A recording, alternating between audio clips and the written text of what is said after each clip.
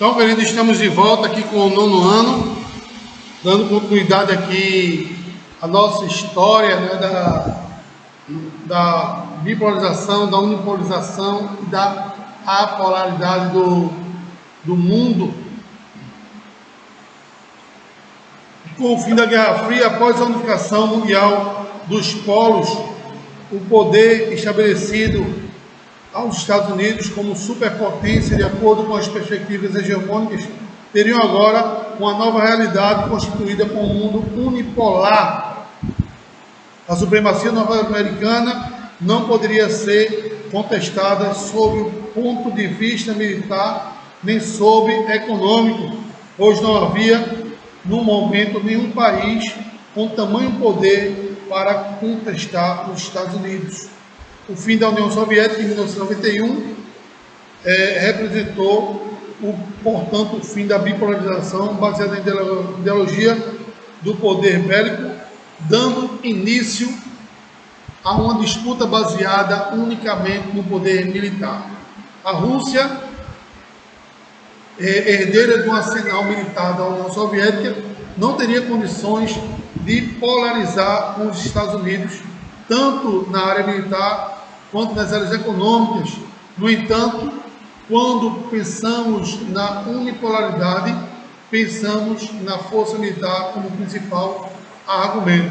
Então, tínhamos como o capitalismo como principal polo, né, de poder econômico e bélico mundial, que era liderado pelos Estados Unidos. Né? É possível perceber, na tabela 1, que nenhum país do mundo pode se comparar aos Estados Unidos em relação aos gastos militares. Seus gastos superam em mais de 10 vezes o segundo colocado do ranking, e são superiores a 18 vezes o maior orçamento militar da lista do global da Firepower, organização que faz parte do levantamento das forças militares em âmbito mundial. Para termos ideia de como os Estados Unidos é importante quanto às forças bélicas, a tabela 2 são mostrados os 21 maiores PIBs em 2017 que, se somados, não superam o investimento bélico estadunidense. Então, para você ter ideia, os Estados Unidos têm um orçamento de 587 bilhões de dólares em 2017. Né?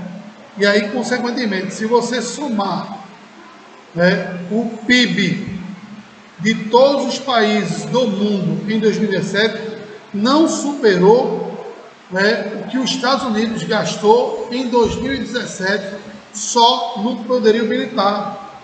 Então, os Estados Unidos ele tem um alto investimento na potência bélica que ele tem lá nos norte-americanos.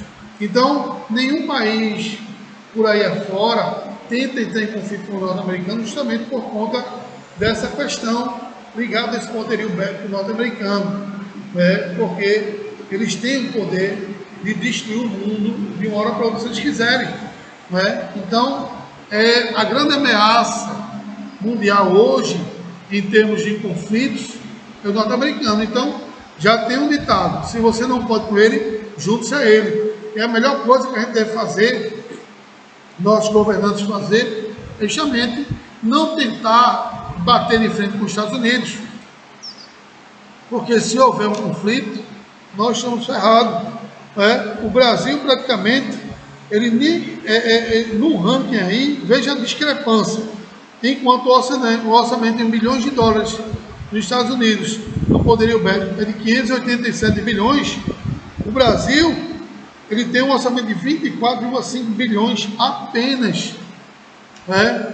O exército, pronto para a guerra norte-americano é de 1.373.650 soldados prontos para a guerra, enquanto no Brasil eu tenho 334.500 soldados prontos para a guerra. Ou seja, não é quase nada.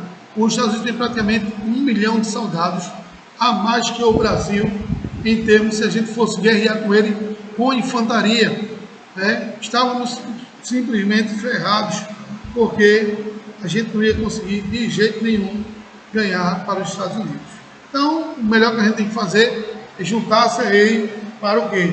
Para tentar combater ou qualquer guerra que vier ocorrer no futuro. Não é? A única guerra que os Estados Unidos perdeu na sua história foi a Guerra do Vietnã, porque eles subestimaram os vietnamitas e aí tentaram guerrear com os vietnamitas por terra na floresta do Vietnã. Só que no Vietnã, os vietnamitas conheciam aquelas florestas como a palma da mão e acabaram rendendo os soldados norte-americanos, que isso mostra muito bem em dois filmes da década de 90, que é Bom Dia Vietnã e Lacun. Dois filmes muito bons, inclusive, que mostram a guerra do Vietnã.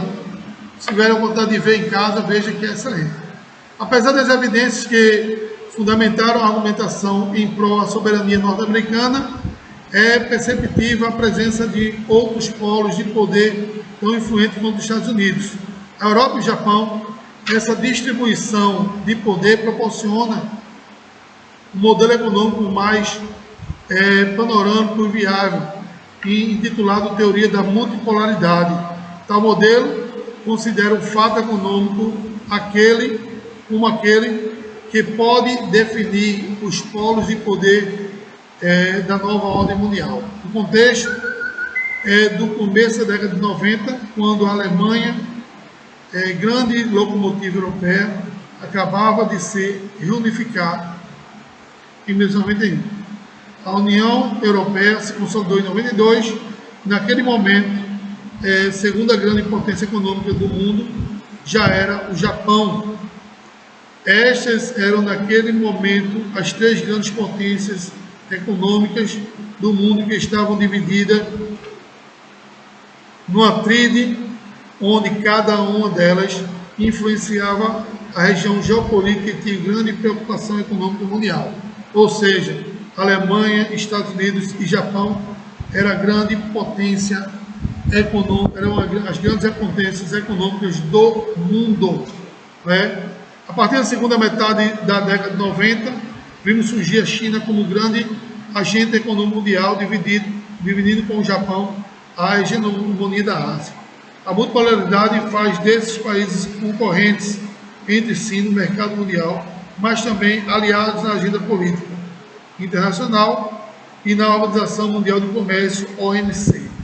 Na tabela 2, demonstra que entre os maiores PIBs do mundo apresentam vários países que estão em desenvolvimento, como a China, Brasil, Índia, Turquia, Indonésia e Argentina. A presença desses países entre as maiores economias do mundo explica, em parte, pela expressão mundial do capitalismo desde o pós-guerra a partir dos países centrais. Com a instalação de multinacionais dos países em desenvolvimento, houve um grande crescimento da economia local, devido ao seu forte conhecimento consumidor como o Brasil, seu forte mercado consumidor como o Brasil, ou as plataformas de exploração como a China.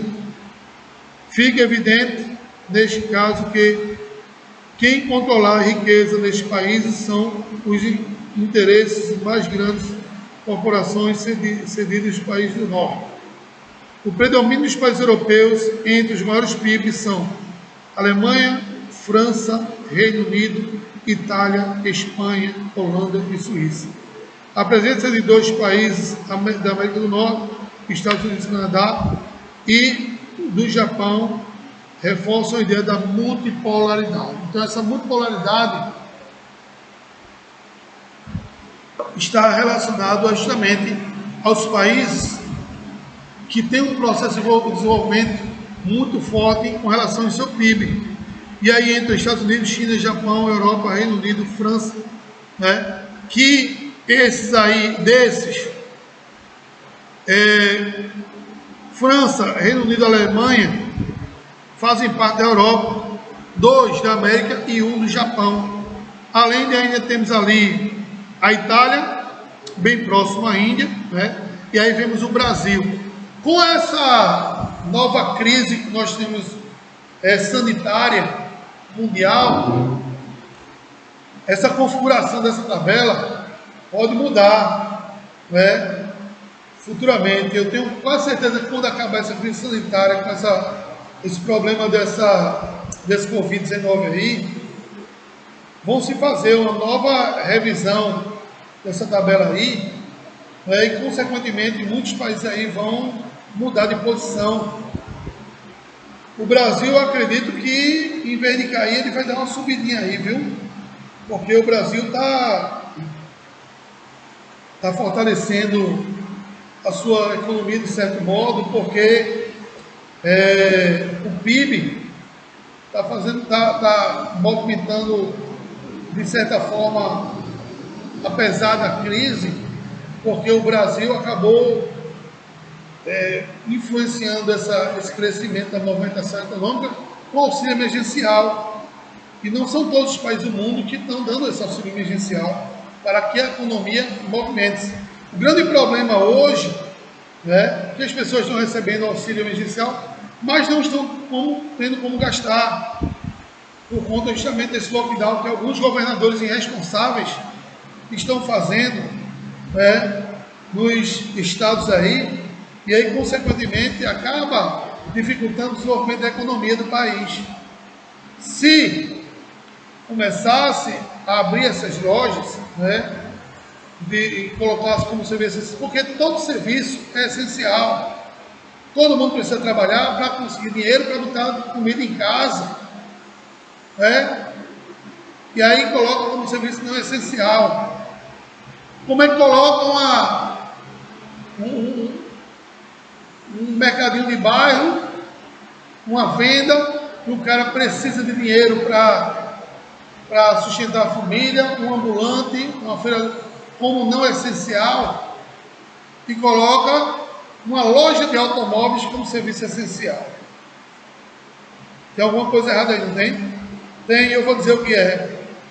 O grande problema é que o secretário de governo de seu Paulo Câmara, esse irresponsável, ele faz parte e dono de uma rede de concessionárias de automóveis, que é a Pavi, que consequentemente ele fez com que as concessionárias entrassem como serviço essencial. Serviço essencial para ele, para melhorar ainda mais a sua riqueza. E aí veio outro secretário na televisão falando que o transporte público ele não pode deixar de circular e nem pode contratar empresas de turismo para melhorar a locomoção das pessoas, para afogar ou desafogar, na realidade, esse transporte público, porque o transporte de ônibus particulares não tem o conforto, e não tem a segurança de um transporte público urbano, uma OVA. O senhor não quer fazer isso porque vai desonerar a Grande Recife, E aí tem muitas empresas de turismo que estão fechando as portas por conta de irresponsabilidade desse governo aí, que infelizmente só olha para o próprio umbigo. E o rapaz falou na televisão e mostrou os prós que seria colocando ônibus de turismo para as pessoas andar. Aí sim, eu teriam pessoas que não estariam correndo tanto risco em estar amontoado com latas de sardinhas nesses ônibus aí totalmente desconfortáveis que nós temos na Grande Recife. Então, infelizmente, a gente vive num país onde a sociedade ela é a maior culpada do que está vivendo isso aí. Porque, gente, se as pessoas soubessem o poder que tem, a gente não estaríamos vivenciando o que nós estamos vivenciando hoje aí. As pessoas perdendo seus empregos, pessoas morrendo de fome, crise em cima de mais crise, porque o poder emana do povo, minha gente. Está na hora da gente acordar. Está na hora da gente reivindicar pelos nossos direitos. Medo de quê? Se a gente já perdeu tudo. Se a gente não correr, a gente vai perder a vida da gente. Né? Infelizmente.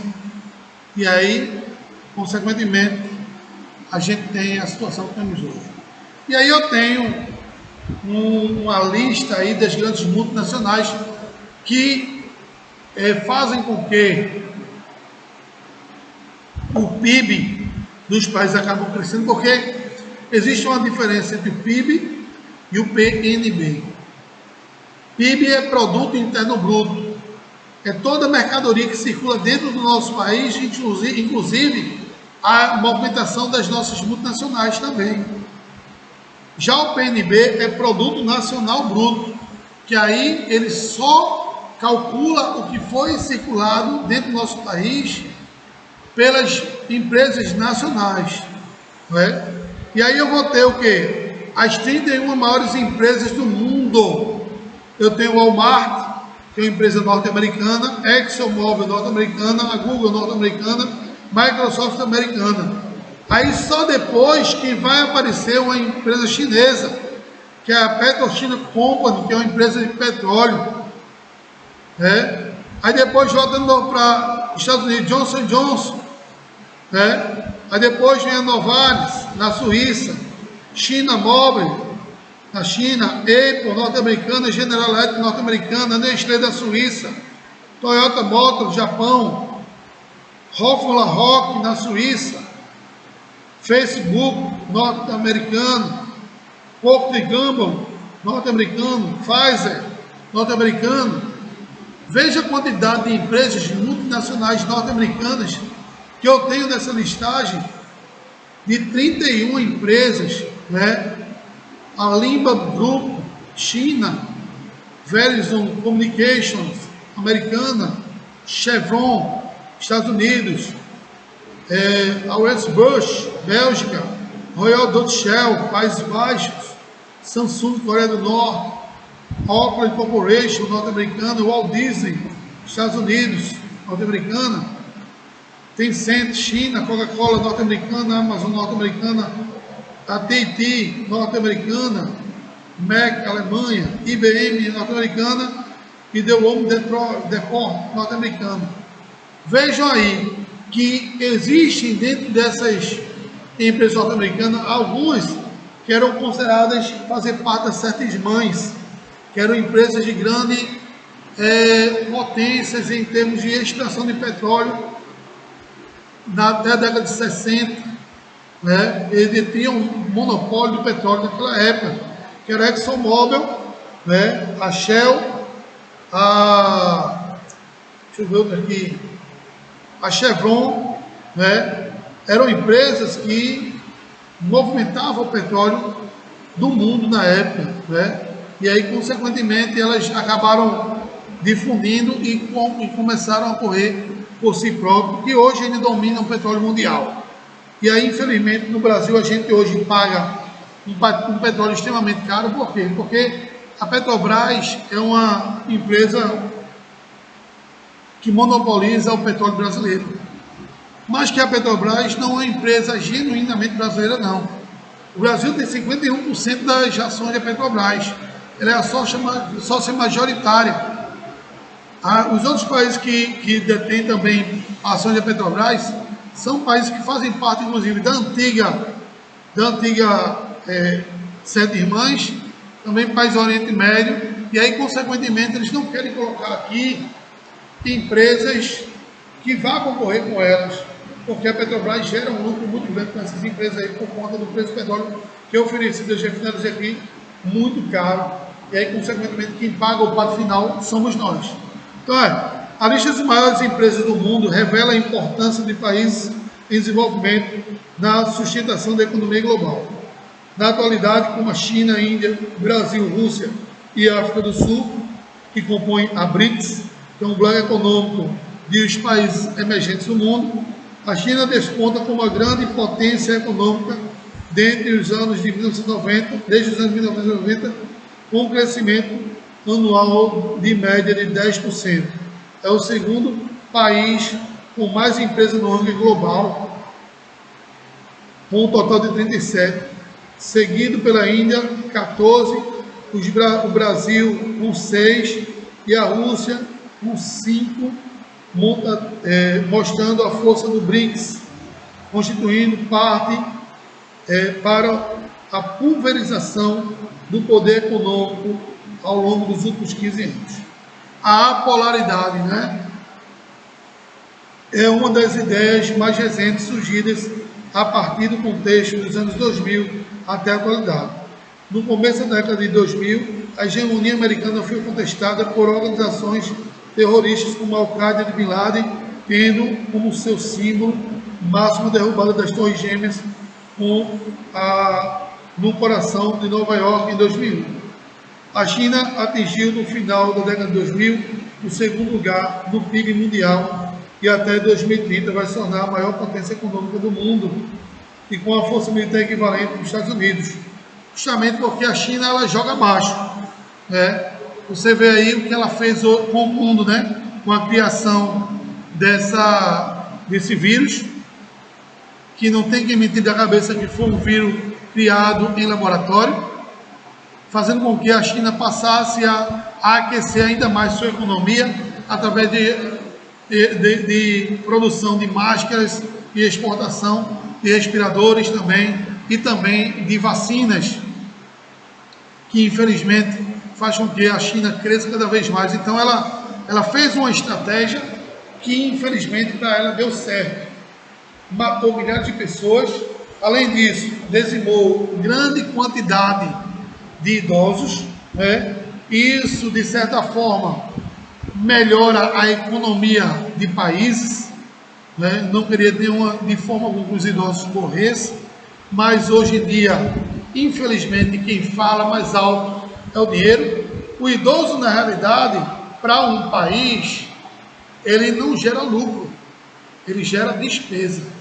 Porque o idoso ele está aposentado e ao estar aposentado ele recebe dinheiro do governo federal, que é a aposentadoria. Consequentemente, o idoso pobre, ele não tem plano de saúde e vai para a fila do SUS, que vai haver necessidade de gastar também com ele com medicamentos do SUS. Isso tudo vai onerar a folha dos estados e a folha do governo federal.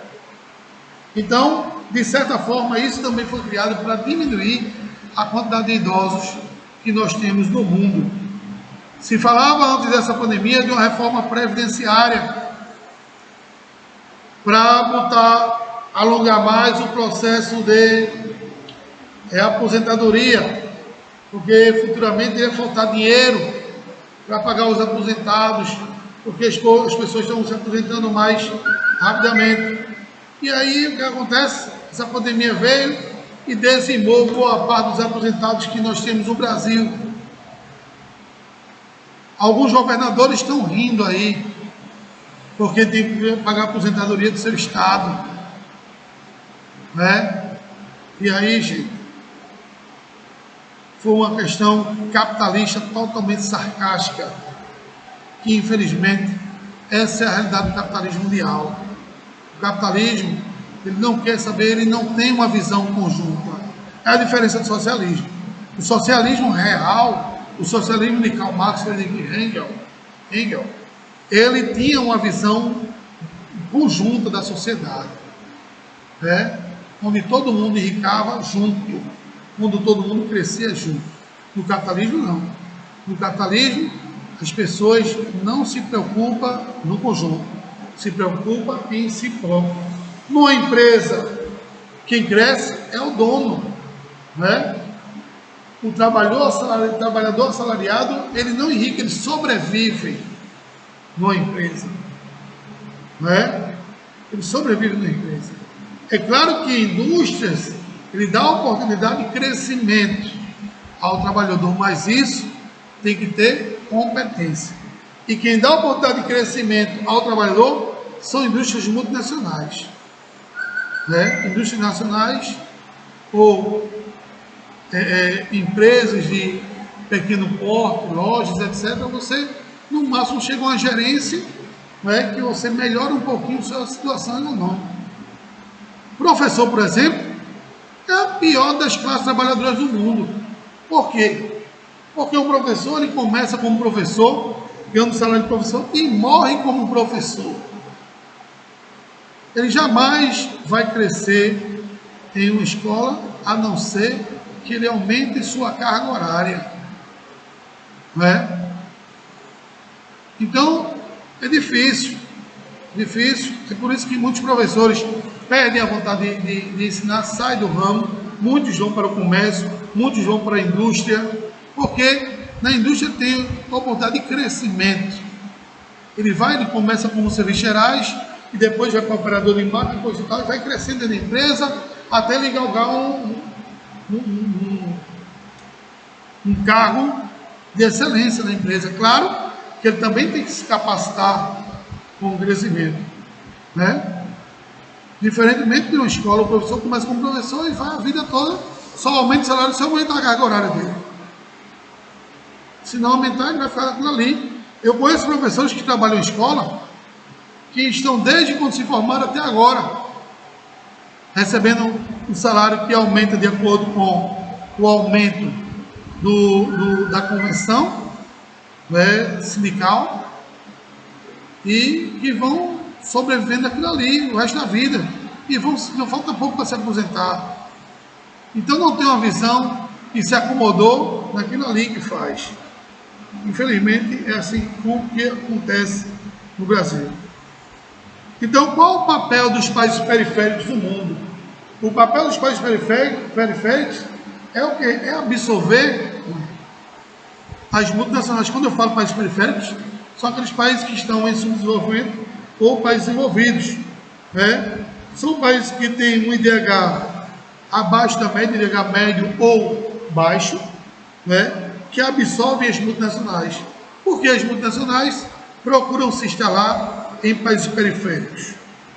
Justamente porque os países periféricos têm mão de obra abundante e barata, e muitas vezes eles oferecem também matéria-prima abundante. E aí, para uma empresa multinacional, né, como a Nestlé, por exemplo, eu vou falar da Nestlé porque eu conheço muito bem a Nestlé e já trabalhei lá.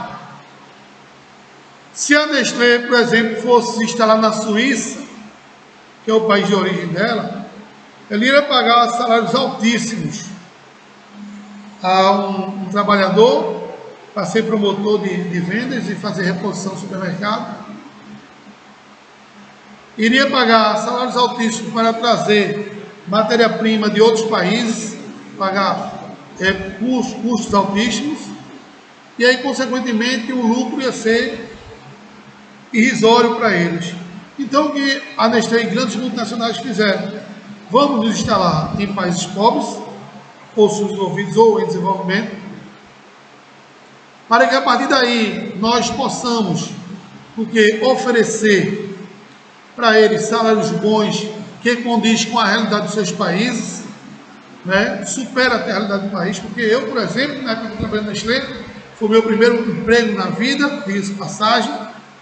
Naquela época, em 1997, 98, não lembro mais, meu salário era de R$ 1.500, era equivalente hoje aos R$ 4.000. Ganhava um ticket de refeição, onde cada folha do ticket era R$ 9.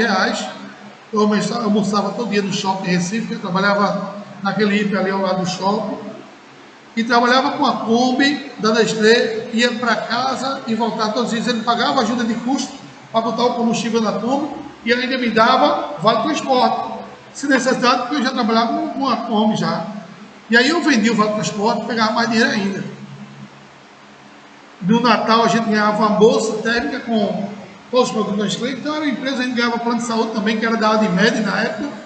Então tinha todos os pré-requisitos, né, de uma empresa de qualidade, onde você trabalhava satisfeitíssimo, né, ganhava um salário excelente. E aí, por isso que a Nestlé ela resolve, e outras multinacionais, se instalar nos países pobres, porque o salário é bom para eles pagarem, porque eles veem que o custo de vida aqui é baixo, diferente do custo de vida da Europa. E eles vão ter um lucro maior, que a matéria-prima aqui é abundante. Aqui é o maior rebanho de gado que nós temos aqui, imenso, o maior rebanho do mundo, brasileira, e por isso as multinacionais procuram se instalar nos países desenvolvidos ou desenvolvidos. Então, gente, vou ficando por aqui hoje, né? Na próxima semana a gente retorna, vou deixar aqui uma tarefinha para vocês fazerem, e aí a gente corrige numa próxima aula, né? Vocês vão responder aí a página 79 e a página 80, ok? Do livro de Geografia. Página 79 e 80 do livro de Geografia. Um abraço a todos, que Deus abençoe e excelente fim de semana.